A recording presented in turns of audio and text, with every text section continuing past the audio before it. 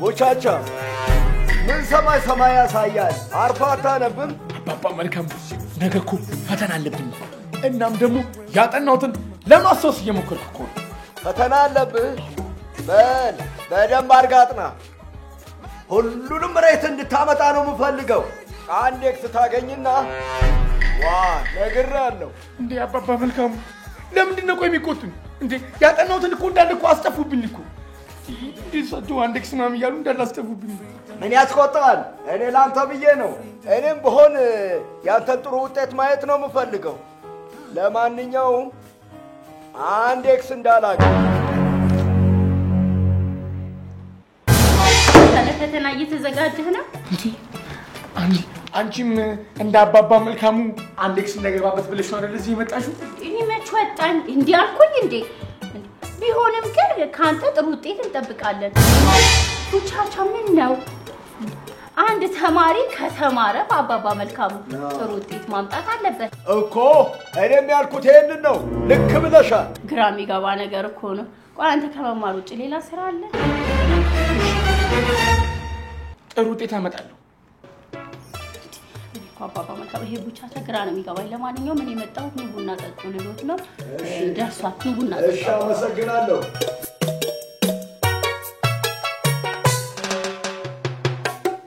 ወደ አባባ መልካሙ ትንሽ ተጮቼ እኮ ልመጣ ነው አሁን አይደል እንዴ የተቀመጥከው ምን ያህል ብታነብ ነው አሁን ቁጭ ብለህ አንብብ የምን ማንቀልቀል ነው እንዴ አባባ መልካሙ እስር ቤት እኮ አደረጉት እኮ እንዴ ልጫወት እንዴ ትንሽ አሄሄ ብቻ ይሄን ፈተና ውጤት አይቼው ብዙ ኤክስ ታገኝና ከእኔ ጋር ነው የምትጣላው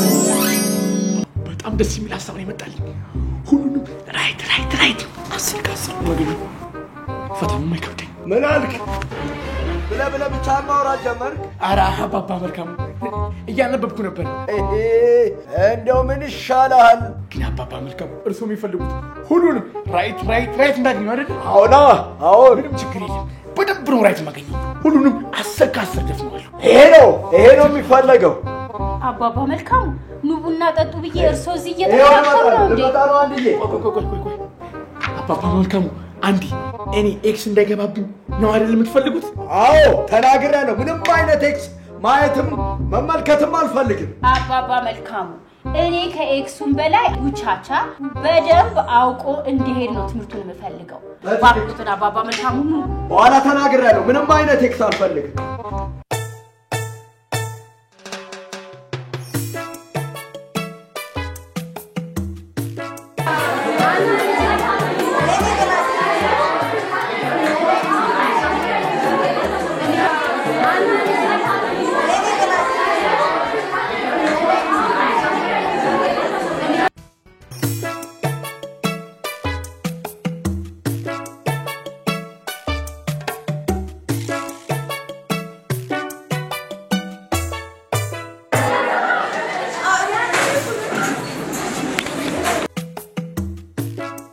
ተቀመጡ ተማሪዎች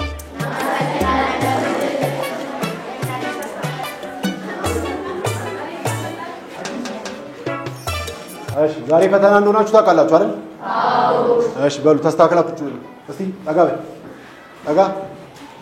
አንተ ከፊት ለፊት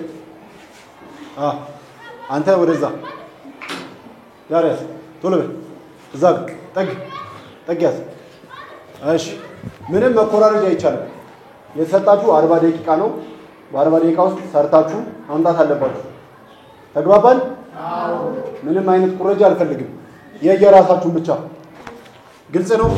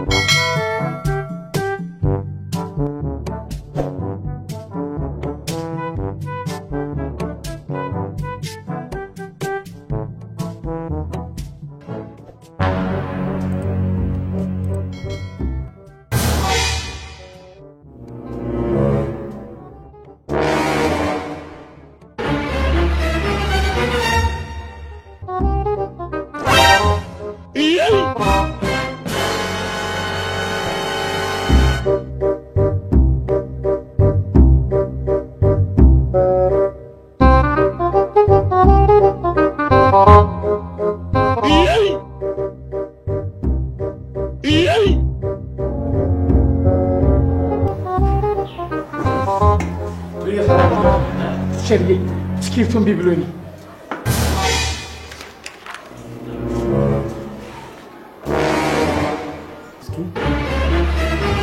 ይፈልጉ የራስህ ብቻ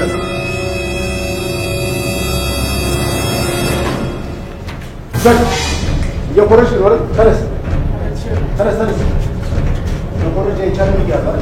ተነስ ቁጣ ወርበ ቀጥል። ሌሎቻችሁ የራሳችሁ ወርበ ውጪ ላይ ነው። ከዚህ በላይ ውርደት አለ ከዚህ በላይ ይሄንን እንደዚህ እንዳውን አይደል መቅዳቱ መኮረጁ ይሄ አይደል ውርደት እኮ ነው። ውርደት ነው።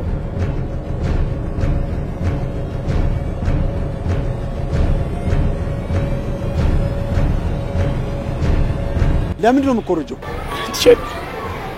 መልስልኝ ሙቻቻ፣ ለምንድን ነው የምትኮረጀው? የራስን አሰራም እየሰራው ነበር ቲቸር። እየኮረጅክ እኮ ነው ያገኘው ሙቻቻ። ለማንኛውም ካንተ ጋር ምንም አልናገርም፣ ጨርሻለሁ። ወላጆቼ እንደውይላቸዋለሁ እየመጡ ነው። ከነሱ ጋር አወራለሁ። አቤት ደወልክላቸው? ደውዬላቸው እና ድረስ ደወልክላቸው? ወይኔ ጉዴ ፈላ ይገሉኛል እኮ ቲቸር ያው ደርሷል፣ እየመጡ ነው። ያውና ወይኔ ጋር እነጋገራለሁ። ወይኔ ያውና ወይኔ አባባ መልካም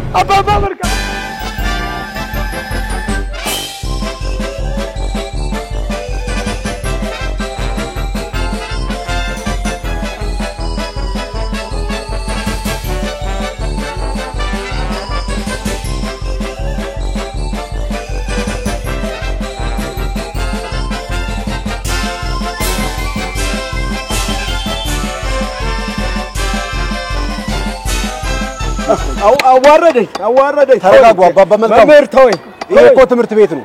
ሌሎቹን ተማሪዎች አይረብሹ፣ እየተማሩ ነው ያሉት። መምህር አዋርዶኛል ዛሬ።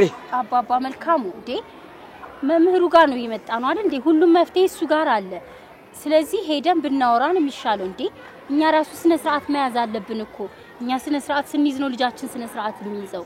ኤክስ እንዳይገባ ስል ጭራሽ መኮረጅ ከየት ያመጣው ባህሪ ነው? ለማንኛውም ይረጋጉ አባባ መልካሙ። አሁን ቢሮ ገብተን እናወራለን። ኑ እስኪ ተከተሉ። ና ቡቻቻ።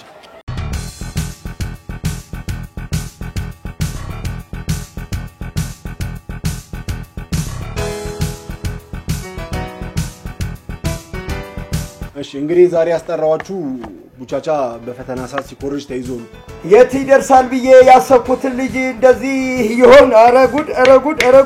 እኔ እኮ አጠናለሁ እኮ ቲቸር፣ ግን አባባ መልካሙ ኤክስ ቢገባብህ እዚህ ቤት እንዳገባ ብሎ ሲያስፈራሩኝ ነበር። ከኔ ጋርም ትጣላለህ እያሉኝ ነበር። እናስ ኤክስ ብታገኝ ልትገባ ነው?